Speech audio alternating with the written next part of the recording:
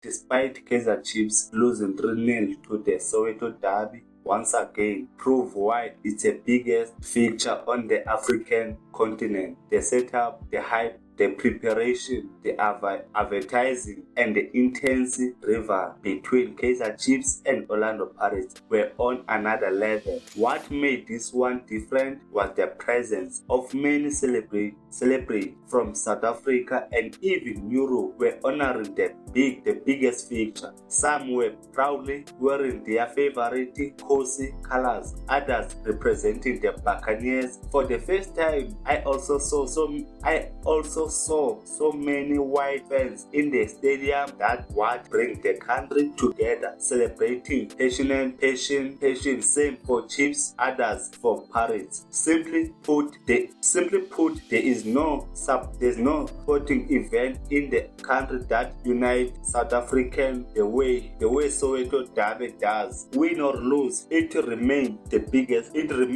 bigger than football itself. But this was so disappointing from Kaizer Chiefs side in the derby against Orlando Pirates. Since December 2021, when the later Leslie Manyathela, Brace and Vilakazi goals made the difference. This is not merely about breaking rights. It is all about restoration. Kaizer Chiefs, Orlando Pirates head into this Soweto Derby, navigating turbulent water. Each side hips into the encounter, hugging braces both sides. Both sides lose their last leg fixtures, and both were recently knocked out of cup competition. Chiefs from the CAF Confederation Cup and Pirates from Nedbank Cup. That shared disappointment adds extra edge to this encounter. It's not just about breaking rights, it's all about regaining momentum in what has otherwise been a strong league campaign for both. The stakes are even higher when you factor in Sundowns drop points. Here it could create any opening for them to widen up the gap at the top, and we know once Sundowns again made a clear ascending, they really relinquish it. In terms of form, Chiefs bowled much of their season, and defensive solid clean sheet and structural discipline were hallmark of their campaign. Lately, however, they have lacked more vulnerability, coinciding in situations they previously navigated comfortably. Others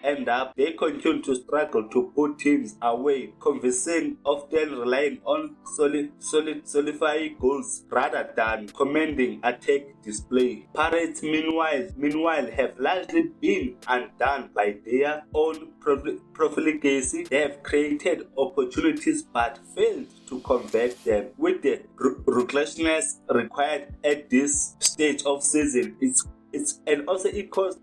cost them clearly matches they could have controlled and close up a gap have instead slipped away. The physiological stakes were equally significant. Defeat here would make a third consecutive loss for either side, and a troubling pattern at this stage of the campaign. Such runs can grow off belief. Erode dressing rooms that only a week ago brimmed with convention for especially a Pirates outfit that has led the league for stretches and appeared poised for a sustained title charge. Another stumble will raise uncomfortable structural questions, not panic but deliberation in tight titles. Races instability in attacking efficiently becomes magnified. The same started at a very good tempo but with higher pressing with Orlando Pirates that made Kaizer Chiefs make a lot of fouls, even hard to break Orlando Pirates midfielder with Mbata and Makaula, making Kaizer Chiefs midfielder weak that benefited Pirates with a couple goal that the Bag Moremi may have benefited from a slightly deflection that wrong-footed goalkeeper Bavuma, but the broader sequence was anything but accidental in football, and also lucky often sit on top of the rehearsal, and this corner routine had clear training ground fingerprints all over it. Moremi was deliberately stationary outside the box, occupying the 18 area zone instead of delivering into the crowd. Otto told the ball shot to him in the invasion, unmistakable, create a clean shooting lane from range. Moremi has that strike in his repertoire. He's already produced any edge of the area finish this season, positioning him there unmarked and set to shoot wasn't spontaneous, it was structural. Even the deception was choreographed. Porto raised his hand before taking the corner, a common cue suggesting on in swinger into the box. His body shape and run-up reinforced that illusion, setting the idea of traditional delivery. The disguise served one purpose: to prevent attention shifting towards the edge of the area where had already committed inward. The deflection may have altered the trajectory, but the advantage had been engineered long before the strike. Mike Mamosha Sibelebele display well understandably be remembered for its defensive output. That was the most visible layer of that game that day. But narrowing the conversation to that alone does him a disservice. It was a genuinely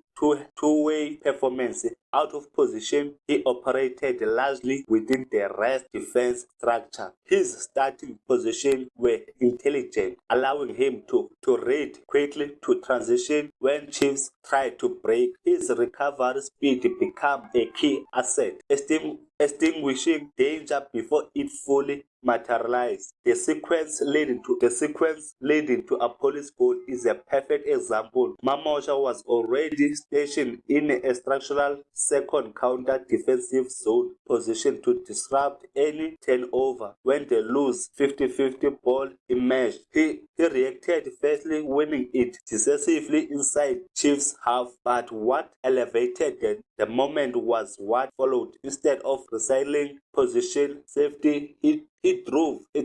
He goes forward with purpose. His industrious ball carrying immediately destabilized Chiefs' defensive shape, turning defensive action into on-attacking thrust within the second. That ability to defend, transition, and then ignite them. The other way is that defines a high-level modern fullback performance. It wasn't just defensive diligence, it was transition intelligence, whereby Kaizer Chiefs end up introducing Velepai, which Velepai introduction injected genuine vitality into Kaizer Chiefs' attack. There was any immediately and clarity to his play. No hesitation, no over-elaboration. Every action carried intact. He consistently looked to engage, pin his marker, and drag him out of the position before delivering into the danger area. And crucially, he comfortable doing it off both feet. That unpredictable makes him twice as difficult to contain. It's a textbook wing play. He bends the touchline to stretch. The defensive block, create isolation scenarios, and they execute with pace, limitation, and economic dribbling. No unnecessary touches, just sharp, purposeful movement to unbalance his marker. Once a half yard is created, the delivery follows swiftly. There's something delightfully outbox about his profile, reminiscent of a traditional old school winger, where primary brief is to beat his men and supply the box. Yet he marries that with modern dynamism, intelligence, movement inside, quickly combined, and the athletic output demanded by that game is a blend of nostalgia, contemporary act on its evidence, and a highly effective one. Sibelebele delivered a compelling performance. His explosive pace is a genuinely defensive weapon, particularly in recovery situation when transition break down and passes open up behind him. He has the speed to extinguish danger quickly. It may not always benefit him, but he was able to blend it so well. Big textbook defending. He often relies on recovery runs and well-timed slide tackle to intercept or disrupt, but it is undeniable, functional and effective. The cover-it, of course, is a market error when those tackles are mistimed. They can expose the backline. Still, considering he is not a natural right back, it would be a very harsh to judge him solely through through this lens of refined positional orthodoxy. There is a clear distinction between defending through positional principles and defending through athletic recovery. Defending from positional guided by the principle like body orientation, distance control, and shepherding opponents into low percentage. You defend early, stay on your feet and delay or channel rather than dive in. The advantage is control and stability. You reduce risk and remain structurally connected to your backline. The downside is that if demand strong rating of the game and can be exposed if you lack recovery speed. Recovery-based defending, by contrast, leans heavily on physical attributes, pace, acceleration, and commitment to correct situations after they have already become dangerous. It is reactive and relies on athleticism to correct positional deficits. The upside is obviously speed can extinguish danger in transition and boil a team out of a vulnerable moment. The drawback is that it's high risk, misteam and challenge, and you can concede a foul or a card or leave space behind you. Ideally, the most complete defenders blend both positional intelligence, fast recovery, speed has insurance rather than primary isn't a natural right back. Expecting refined positional polish defending every time may be a harsh standard. I suppose that the kind of defending is often characteristics of a wing back or a convicted winger. The profile of a player whose defensive instincts and entirely natural or ingrained, so he leans on more explosiveness than any positional or ingrained. So he leans on more explosiveness than any positional supply instead of defending through anticipation and body orientation. He defends through recovery, speed, and commitment. The first instinct isn't always to delay or shepherding the shed is to close the gap and extinguish the threat with a decisive action. That approach can be effective, especially in transition melee matches, but it also reflects a player still developing the finer defensive details at pacing, timing, and defensive patience. It may always it's the trade of converting any attacking player into a defensive role, gain athleticism, aggression, and forward through, but the defensive craft is still being refined. So I raise this because in certain moments and some games that style can come back to bite him. When you defending is you build or recover a last ditch commitment. That's how should things be and how should he learn on that. The margin for error is razor thin. One mistimed slide, one over commitment, and suddenly it's a foul in a dangerous area or or a winger running into open space, and football can be unforgiving. Those fine margins are rarely contextualized. If it leads to a goal, the narrative quickly shifts to he cost the team without acknowledging the broader profile and the role adjustment he's operating under that. That's why refinement in positional defending will be important for him, not because his current approach is ineffective, but because at the highest level, sustainability matters as much as explosiveness. I mean like pace, recovery, speed, and aggressive and tackling can solve moment, but it's dramatic. It wins duels if it gets fans at their feet. It gets fans on their feet, but it's reactive and energy intensive.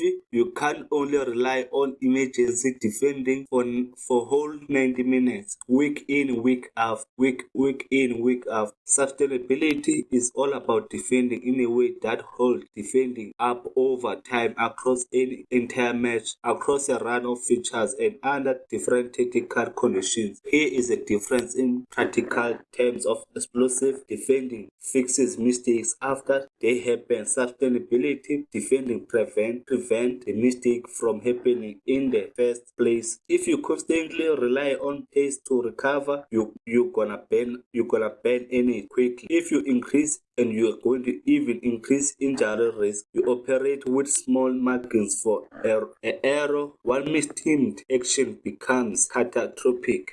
Yes, it was bad for Kaizer Chiefs. To be honest, they could have done it better. Also, in terms of performance, they must know that they have disappointed millions of people supporting the club, and know that playing for Kaizer Chiefs is a big institution.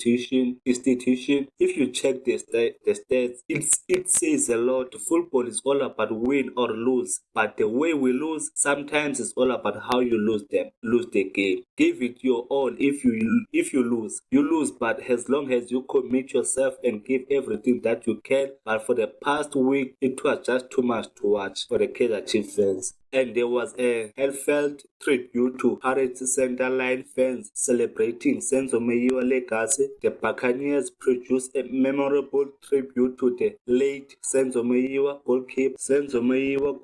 Memorable tribute to late Senzo Meyiwa goalkeeper during Soweto Derby victory. It was more than just a clash of football titans. It became a heartfelt moment of remembrance for the late Senzo Meyiwa. In a striking display of loyalty and memory, fans unveiled a large tifo featuring Meyiwa image in the club iconic colors, with his name appeared in bold red above the portrait with his bed set at the bottom, complete by an infinity symbol of a powerful message that his legacy at the story of Soweto Giant remains timeless. Yes, the happy people continue to keep Senzo Meyiwa's spirit alive, from stirring chats to social media tribute. Supporters ensured that even contested derby, the memory of their late goalkeeper, their former Bafana goalkeeper and Orlando Pirates goalkeeper at the forefront of the match. And also, please comment down, how do you feel about Orlando Pirates vs Kaizer Chiefs match?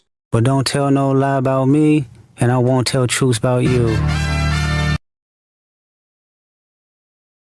F.O.S.E. just step on niggas. Right now, F.O.S.E. just step on niggas.